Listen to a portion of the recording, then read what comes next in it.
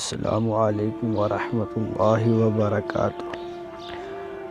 اللہ کی کتاب تورات میں حکم الہی تھا کہ ہفتہ کے روز بنی اسرائیل کے لیے مچھلی کا شکار ممنوع تھا۔ کچھ دیر تک بنی اسرائیل کے شرپسند اور نافرمان لوگ یہ پابندی برداشت کرتے رہے، لیکن بالآخر انہیں ایک تجویز سوچی۔ انہوں نے دریا کے ساتھ ساتھ گہری نالیاں کھود کر تالاب بنا لیے۔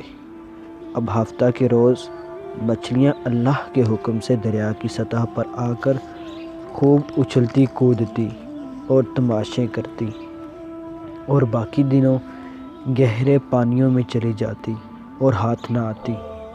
اس پر یہودیوں کے شاطر لوگوں نے تالاب بنا لیے اور مچھلیاں نالوں کے ذریعے بہہ کر تالابوں میں جمع ہو جاتی، اور اتوار کے دن بنی اسرائیل مچھلیوں کو پکڑ لیتے۔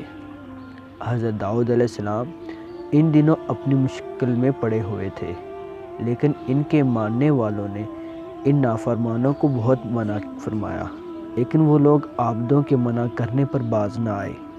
اس پر ان پر قہر الہی نازل ہوا۔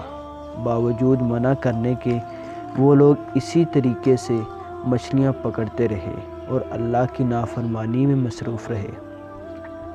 ایک اتوار کے روز وہ مچھلی کا شکار کر کے واپس آئے تو بہت خوش تھے۔ انہوں نے جی بھر کر مچھلیوں کا شکار کیا تھا۔ ان کے گھروں میں مچھلی طرح طرح سے پکائی جانے لگی۔ جو لوگ انہیں منع کرتے تھے وہ بہت ناراض تھے، لیکن ان شر پسندوں کے سامنے وہ بے بس تھے، وہ خاموش ہو رہے۔